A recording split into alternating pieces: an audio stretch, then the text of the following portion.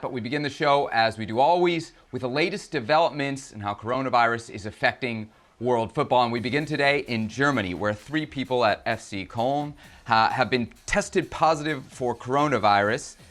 This with the Bundesliga planning to return in late May. In England, the Premier League's reportedly considering a June restart, playing at neutral venues. And in Italy, the government has lifted its training ban. That's set for Monday.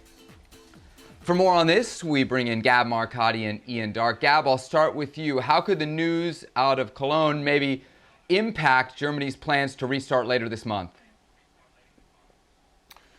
Well, certainly the vibe coming from the Bundesliga is that we knew this was likely to happen. 3 people at Cologne, as you mentioned, it's 2 players, and I think it's a masseur or physiotherapist, in other words, a member of the backroom staff, testing positive.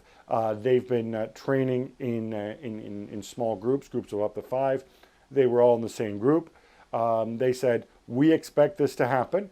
It's a risk, and when it happens, these people will be quarantined. But otherwise, they're going full steam ahead.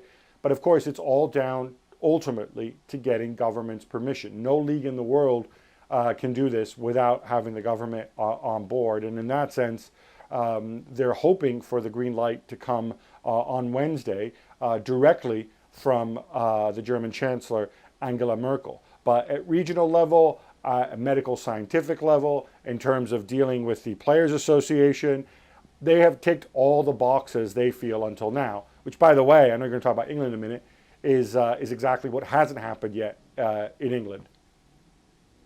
Speaking of England, Ian, we know nothing happens in a vacuum. How much does what's happening now in Germany impact what will happen down the road in England? Well, obviously, the football authorities in England have got their eye on what's happening in Germany, which is a little ahead. But Gab is quite right. So far, the players have not been officially consulted. We've heard Sergio Aguero already saying that the players, or the majority of them, are scared. And there have been other comments on a similar nature. Now, the way forward at the moment is nothing is going to happen until the government say it is safe enough to do so. There's likely to be some easing of the lockdown in the UK on Thursday. Then on Friday, there's a big Premier League meeting again, another video conference call, I suspect, at which 14 of the 20 clubs would have to give the go-ahead. And at the moment, quite a few of them are not happy with this idea of playing on neutral grounds. So there's a few obstacles before the game can restart in England on this projected date of June the 12th.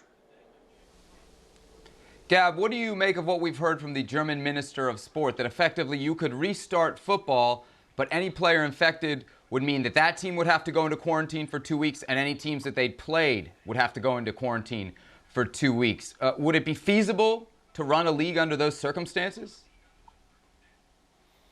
No, I don't think it is. And I think actually that comment, he was widely quoted he was quoted in a German newspaper on Sunday. They've certainly walked that back. I don't think, if you look at the limited amount of time, and remember, Germany want to wrap things up by June 30th. If you'd had to go and quarantine an entire team and their opponents simply because you had one positive test, if you had to go and quarantine them for 2 weeks in those circumstances, then there's a very high chance that you're not going to finish the league.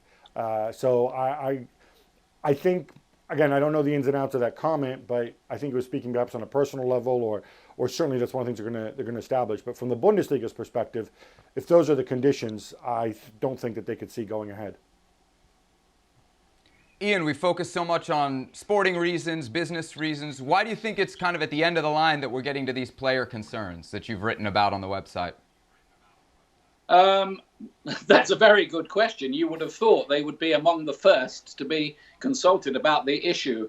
What we're led to understand is that the players, and maybe they don't understand the full way this is going to work out yet, but that we think they're going to be tested twice a week. They're going to be living in a kind of biosecure bubble. So it can never be completely safe, can it, until there's a vaccine? And that may be 18 months away, and who knows how many clubs will be left in 18 months' time, without being too dramatic about it. But I think the players will need a lot of reassuring, some maybe more than others, before they go ahead and say, okay, we're cool with this.